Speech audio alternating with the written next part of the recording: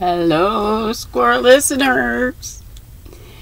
We're on chapter 22, and there's only 24 chapters, so 2 more days after today of reading 8 Cousins, and then we'll be on the last book, I guess, unless I find some more of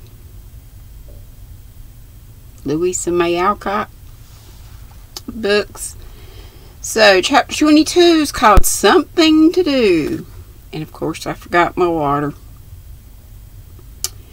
Whatever danger there might have been from the effects of that sudden chill, it was soon over, though, of course, Aunt Myra refused to believe it, and Dr. Alec cherished his girl with redoubled vigilance and tenderness for months afterward.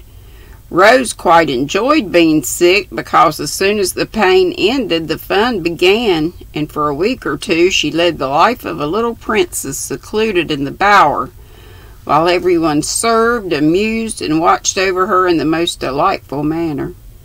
But the doctor was called away to see an old friend who was dangerously ill, and then Rose felt like a young bird deprived of its mother's sheltering wing. Especially on one afternoon when the ants were taking their naps and the house was very still within while snow fell softly without. "I'll go and hunt up Phoebe. She's always nice and busy and likes to have me help her. If Dolly's out of the way, we can make caramels and surprise the boys when they come," Rose said to herself as she threw down her book and felt ready for society of some sort.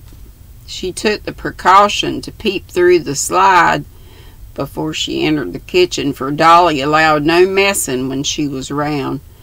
But the coast was clear, and no one but Phoebe appeared, sitting at the table with her head on her arms, apparently asleep. Rose was just about to wake her with a boo when she lifted her head, dried her wet eyes with her blue apron, and fell to work with a resolute face on something she was evidently much interested in. Rose could not make out what it was, and her curiosity was greatly excited, for Phoebe was writing with a sputtering pen on some bits of brown paper, apparently copying something from a little book. "I must know what the dear thing is about and why she cried," and then set her lips tight and went to work with all her might, though Rose, forgetting all about the caramels and going around to the door, she entered the kitchen saying pleasantly, "Phoebe, I want something to do. Can't you let me help you about something, or shall I be in the way?" "Oh dear no, miss. I always love to have you round when things are tidy. What would you like to do?" answered Phoebe, opening a drawer as if about to sweep her own affairs out of sight. But Rose stopped her, exclaiming like a curious child, "Let me see. What is it? I won't tell if you'd rather not have Dolly know." "I'm only trying to study a bit, but I'm so stupid I don't get on much," answered the girl reluctantly, permitting her little mistress to examine the poor contrivances she was trying to work with. A broken slate that had blown off the roof, an inch or two of pencil, and an old almanac for a reader, several bits of brown or yellow paper ironed smoothly and sewn together for a copybook, and the copy's sundry receipts written in Aunt Plenty's neat hand. These, with a small bottle of ink and a rusty pen, made up Phoebe's outfit, and it was little wonder that she did not get on, in spite of the patient persistence that dried the desponding tears and drove along the sputtering pen with a will.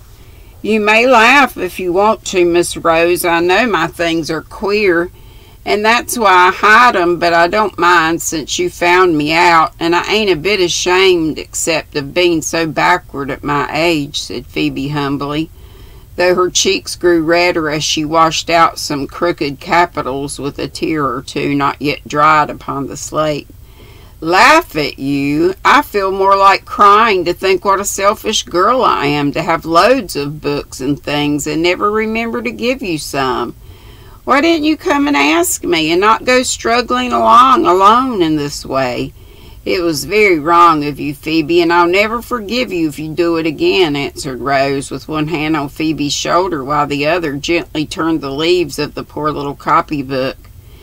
I didn't like to ask for anything more when you were so good to me all the time, Miss dear, began Phoebe, looking up with grateful eyes.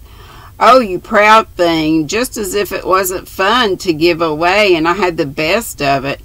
Now see here, I've got a plan, and you mustn't say no, or I shall scold. I want something to do, and I'm going to teach you all I know. It won't take long. And Rose laughed as she put her arm around Phoebe's neck and patted the smooth dark head with the kind-like hand that so loved to give. It would be just heavenly, and Phoebe's face shone at the mere idea, but fell again as she added wistfully, only, I'm afraid I ought not let you do it, Miss Rose. It will take time, and maybe the doctor wouldn't like it. He didn't want me to study much, but he never said a word about teaching, and I don't believe he'll mind a bit. Anyway, we can try it till he comes, so pack up your things and go right to my room, and we'll begin this very day. I'd truly like to do it, and we'll have nice times. See if we don't, cried Rose eagerly. It was a pretty sight to see Phoebe bundle her humble outfit into her apron and spring up as if the desire of her heart had suddenly been made a happy fact to her. It was a still prettier sight to see Rose run gaily on before, smiling like a good fairy as she beckoned to the others, singing as she went. The way into my parlor is up winding stair, and many are the curious things I'll show you when you're there. Will you walk in, Phoebe dear? Oh, won't I? Answered Phoebe fervently, adding as they entered the bower, you are the dearest spider that ever was, and I'm the happiest fly. I'm going to be very strict, so sit down in that chair and don't say a word till school is ready to open, ordered Rose, delighted with the prospect of such a useful and pleasant something to do.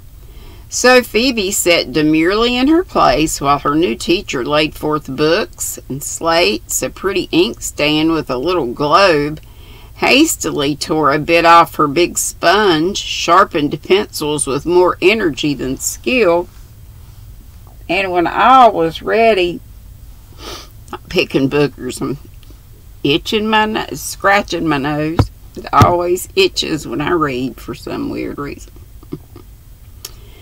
With more energy than skill, and when I was ready, gave a prance of satisfaction that set the pupil laughing. Now the school is open, and I shall hear you read, so that I may know in which class to put you, Miss Moore, began Rose with great dignity as she laid a book before her scholar and sat down in the easy chair with a long rule in her hand. Phoebe did pretty well, only tripping now and then over a hard word and pronouncing identical in a sober way that tickled Rose, though never a smile betrayed her.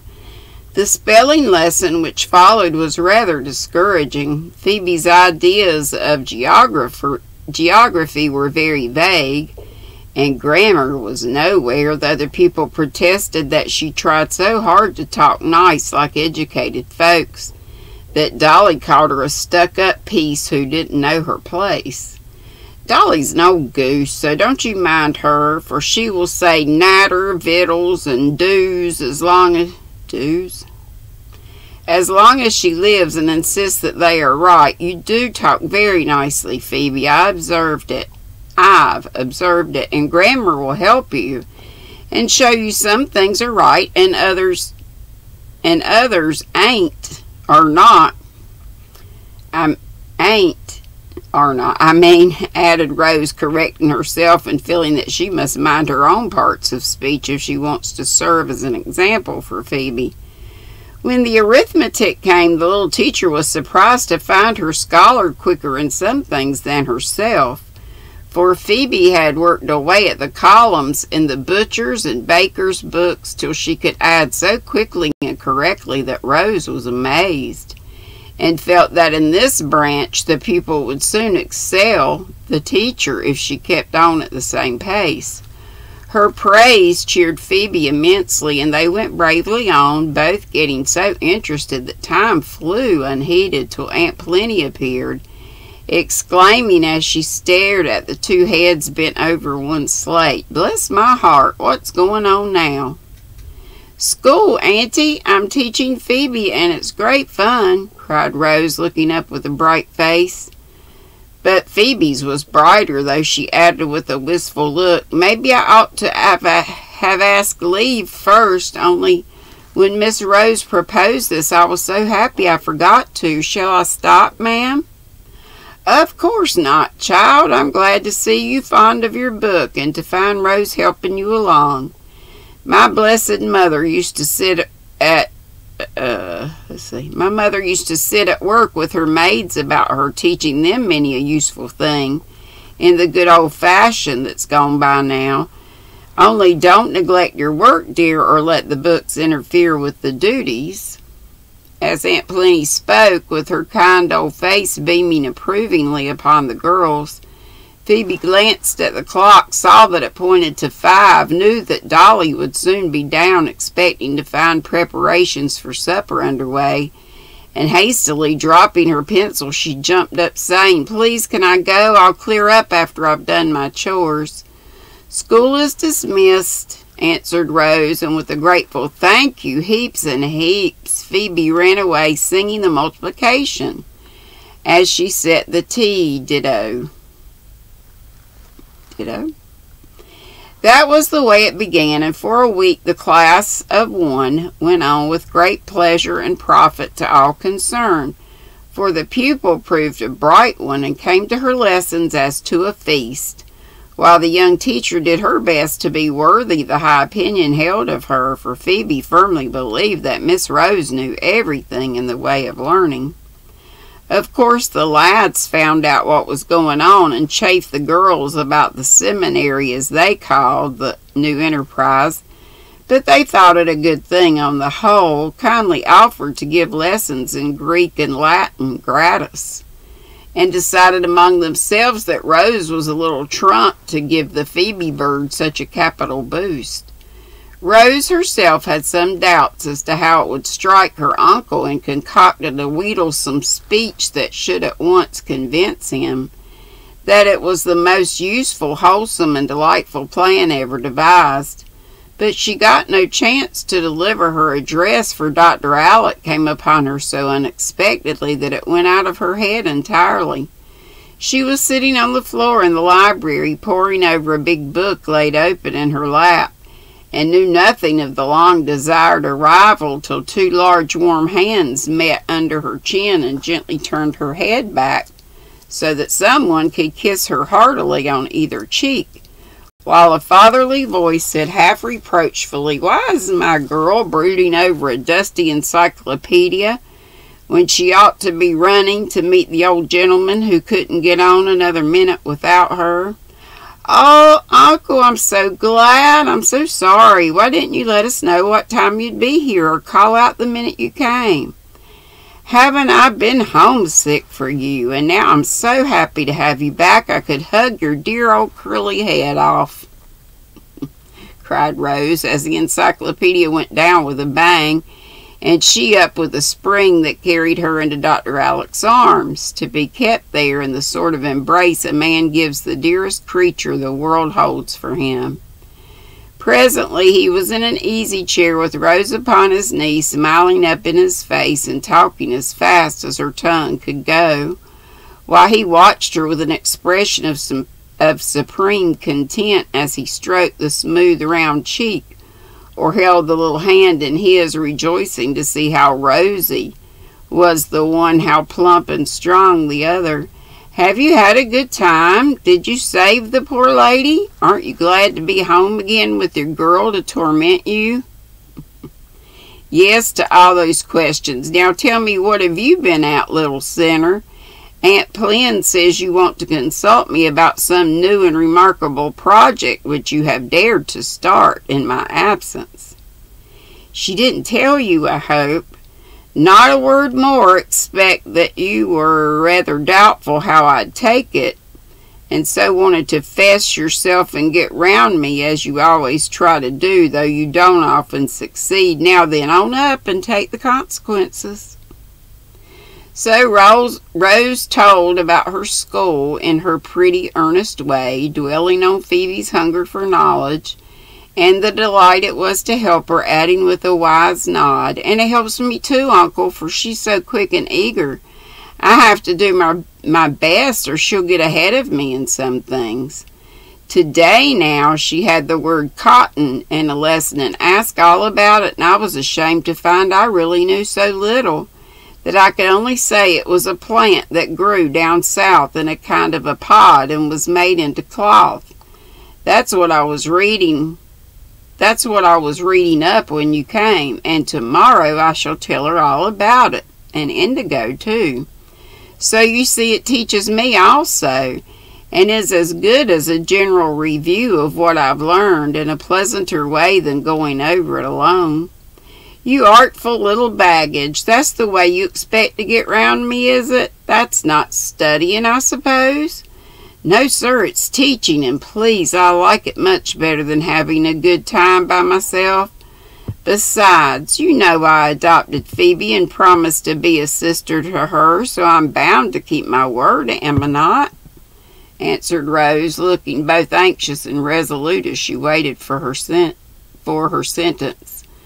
Dr. Alec was evidently already won, for Rose had described the old slate and brown paper copybook with pathetic effect, and the excellent man had not only decided to send Phoebe to school long before the story was done, but reproached himself for forgetting his duty to one little girl and his love for another. So when Rose tried to look meek and failed utterly, he laughed and pinched her cheek, and answered in that genial way which adds such warmth and grace to any favor. "I haven't the slightest objection in the world. In fact, I was beginning to think I might let you go at your books again moderately, since you are so well, and this is an excellent way to try your powers. Phoebe is a brave, bright lass, and she'll have a fair chance in the world if we can give it to her, so that if she ever finds her friends, they need not be ashamed of her." "I think she has found some already," began Rose eagerly. "Hey? What? Has anyone turned up since I've been gone?" asked Dr. Alec quickly, for it was a firm belief in the family that Phoebe would prove to be somebody sooner or later. "No, her best friend turned up when you came home, Uncle," answered Rose with an approving pat, adding gratefully, "I can't half thank you for being so good to my girl, but she will, because I know she's going to make a woman to be proud of. She's so strong and true and loving. Bless your dear heart, I haven't begun to do anything yet, more shame to me, but I'm going at it now, and as soon as she gets on a bit, she shall go to school as long as she likes. How will that do for a beginning?" "It will be just heavenly, as Phoebe says, for it's the wish of her life to get lots of schooling, and she will be too happy when I tell her. May I please? It will be so lovely to see the dear thing open her big eyes and clap her hands at the splendid news. No one shall have a finger in this nice little pie. You yourself do it. You shall do it all yourself. Only don't go too fast or make too many castles in the air, my dear, for time and patience must go into this pie of ours if it is to turn out well." "Yes, Uncle, only when it is opened won't the birds begin to sing?" laughed Rose, taking a turn about the room as a vent for the joyful emotions that made her eyes shine. Of a sudden she stopped and asked soberly, "If Phoebe goes to school, who will do her work? I'm willing, if I can. Come here and I'll tell you a secret. Dolly's bones are getting so troublesome and her dear old temper so bad that the aunts have decided to pension her off and let her go and live with her daughter, who has married very well. I saw her this week, and she'd like to have her mother come, so in the spring we shall have a grand change and get a new cook and chamber girl, if any can be found to suit our honored relatives. Oh me, how can I ever get on without Phoebe? Couldn't she stay just so I could see her? I'd pay her board rather than have her go. I'm so fond of her. How Dr. Alec laughed at the proposal, and how satisfied Rose was when he explained that Phoebe was still to be her maid, with no duties except such as she could easily perform between school hours. She's a proud creature for all her humble ways, and even from us would not take a favor if she did not earn it somewhere. So this arrangement makes it all square and comfortable, you see, and she will pay for the schooling by curling these Goldilocks a dozen times a day if you let her.